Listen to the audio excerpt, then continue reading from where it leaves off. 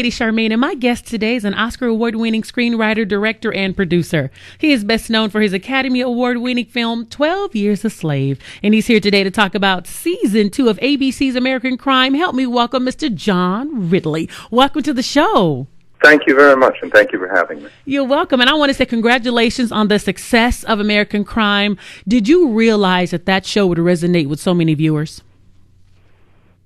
You know, we did, and it's tough show. We try to deal with issues in a very adult way. We try to present characters that one doesn't normally see on television. You know, last year to have Regina King play a Muslim American woman, that was a character, again, you don't normally see, but at the end of the year for her to be rewarded for her performance with the Emmy, I think really does speak to the fact that people out there, even though they may see characters or see individuals who are different from themselves, they can see in those people something of themselves. And that's what I think makes the show so very potent.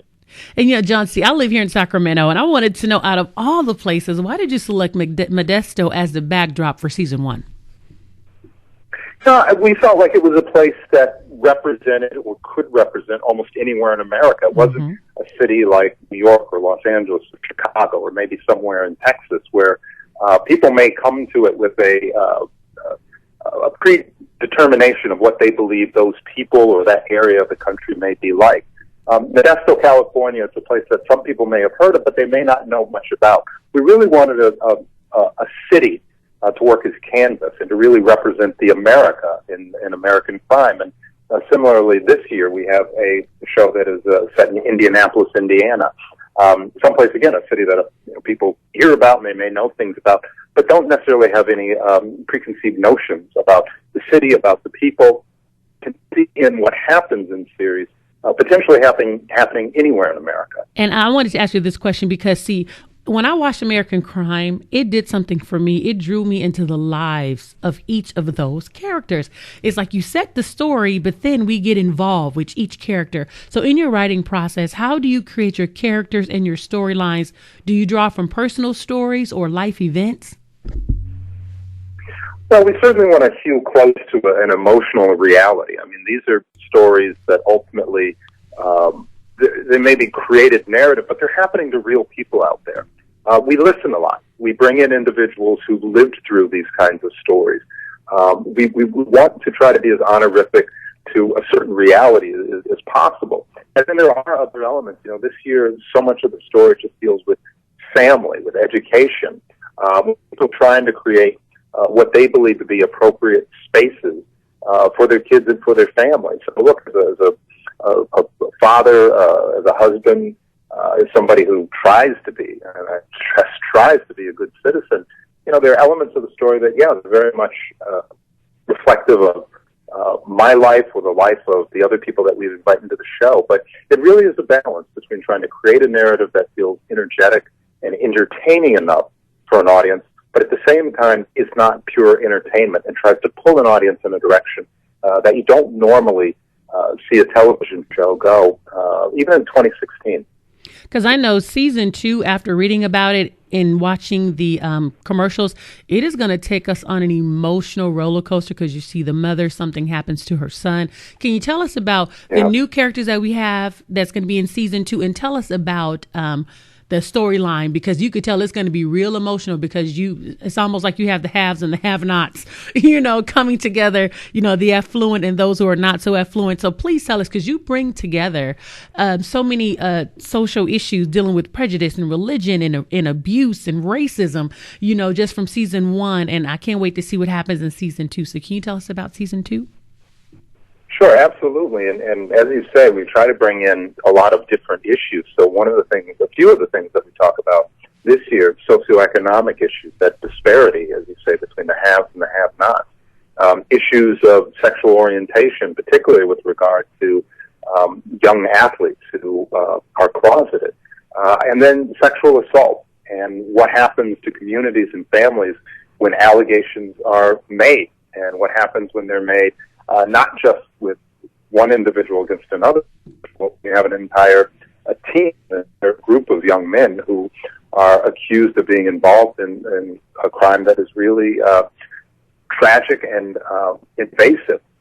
Those are all the things that we want to try to get to, but we want to see them play out with families, with communities, and see these various individuals. And you talk about the different characters, or you ask about the different characters. Regina King is back playing a very prominent individual, an executive at a company, sends her son to a private school, and her son is an outstanding student as well as an athlete, and is accused of being caught up in or being complicit in a sexual assault. And on the other side, you have Lily Taylor playing a mother of limited means who's worked very hard to get her son into a private school because she believes that he'll have a better opportunity following his education. But once she is caught, or once her son makes accusations against these team members, most of them who are very affluent, does she have the means and does she have the wherewithal to support her son and support his allegation?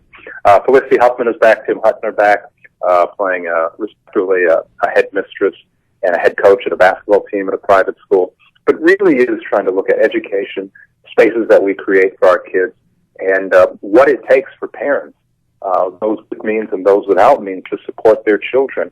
And most importantly, when we look to the law, when we look to the court, we hope and believe that we'll find equality there.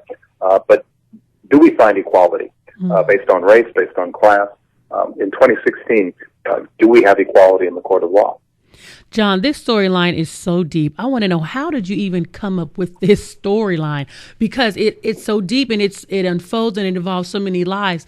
How did you even come up with that when you were just sitting down with a pen and paper and said, I want to do school athletes, and this is what happens to an athlete?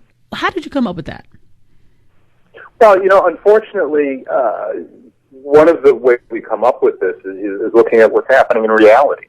And very unfortunate. Look, last year we dealt with murder, and murder on television is a crime that has always been very captivating for audiences. But the reality, thankfully, most people will as much as it seems that there is violence out there, and there certainly is, there was just a report today that major crimes are down, and most people will probably not be visited by murder.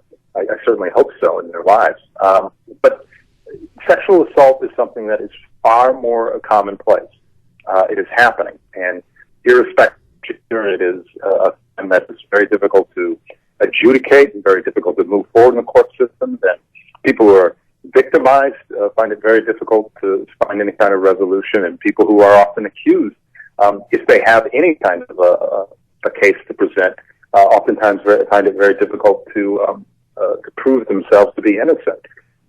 So that was one of the areas that we want to deal with. But having male peer-to-peer sexual assault, it actually happens far more often than one might think. There was just a case the other day with a basketball team that was accused of sexually assaulting another player, a young man who ended up having to go to the hospital. So it seems like this is something that is just created. It seems like these are stories that a bunch of writers in Hollywood were just sitting down and coming up with it. But when one really listens to what people are saying and what's going on, we find out that these things are really, really happening and far too often. Wow. Well, thank you so much for bringing that to our attention, because I can't wait to watch it. Even my girls, we were just talking about it, and I was like, it comes on tomorrow night. So I'm really looking forward to the second season. My daughters love Trevor. She got a chance to meet him, so she really can't wait to watch the show. So he was a really sweet young man, so we look forward to it. But I want to remind everyone to make sure that you tune in to the new season of ABC's American Crime Wednesday night, 10/9 Central. Put your seatbelt on, because we're about to go on a roller coaster ride. So again, thank you so much, John, and I wish you all the best. And thank you again.